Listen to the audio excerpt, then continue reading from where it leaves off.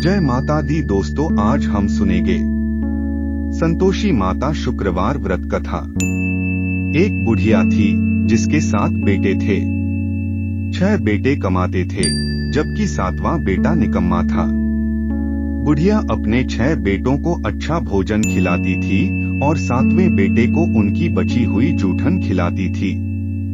वह लड़का बहुत सीधा था, इसलिए उसे इस बात का पता नहीं चलता था। कथा का प्रारंभ। एक दिन उसने अपनी पत्नी से कहा, देखो मेरी माँ मुझे कितना प्यार करती है।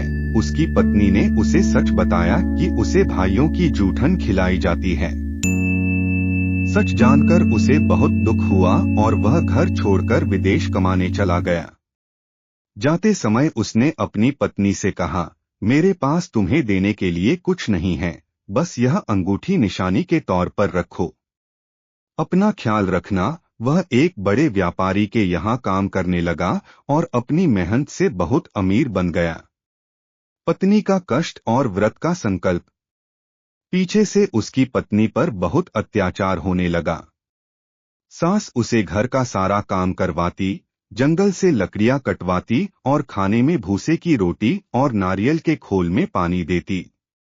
एक दिन लकड़ियां लाते समय उसने कुछ स्त्रियों को व्रत करते देखा। उसने पूछा, आप क्या कर रही हैं?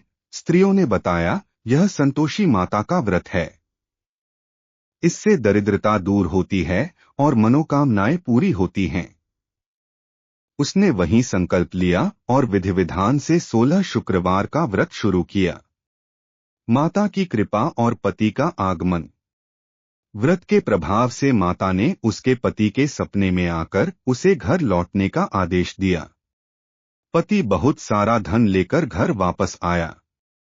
उसने अपनी पत्नी को बहुत सुख और सम्मान दिया। उद्यापन और परीक्षा। जब 16 शुक्रवार पूरे हुए तो उसने उद्यापन किया। उसके देवरानी जेठानी के बच्चों ने ईर्ष्यावश भोजन में खटाई, इमली मिला दी।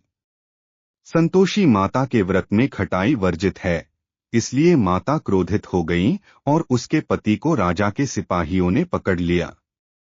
बहू को तुरंत अपनी गलती का एहसास हुआ और उसने माता से क्षमा मांगी। माता ने उसे दर्शन दिए और बताया कि खटाई के कारण यह संकट आया है। उसने फिर से श्रद्धापूर्वक पूजन किया, जिससे उसका पति सकुशल घर लौट आया।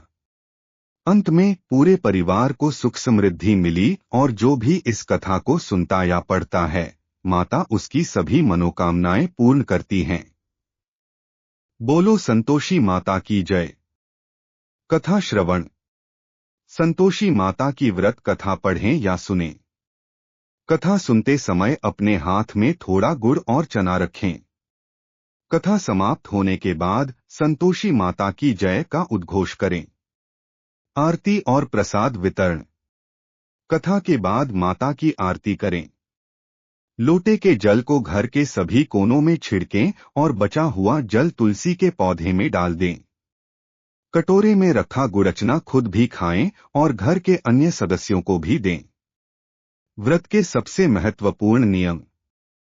संतोषी माता के व्रत में नियमों का पालन बहुत जरूरी है, वरना फल मिलने में बाधा आती है।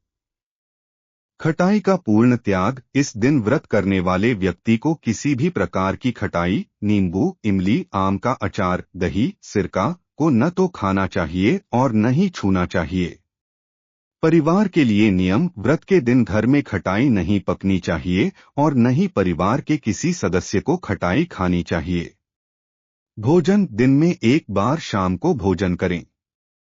भोजन सात्विक होना चाहिए, बिना खटाई के। उद्यापन। जब आपके संकल्पित शुक्रवार पूरे हो जाएं, तो उद्यापन करें। उद्यापन में 8 बालकों को भोजन कराएं। ध्यान रहे उन बालकों को भी खटाई वाली कोई चीज जैसे सॉस या अचार न दी जाए। पूजा मंत्र। पूजा के दौरान आप इस सरल मंत्र का जाप कर सकते हैं। ओम श्री संतोषी महामायाय नमः।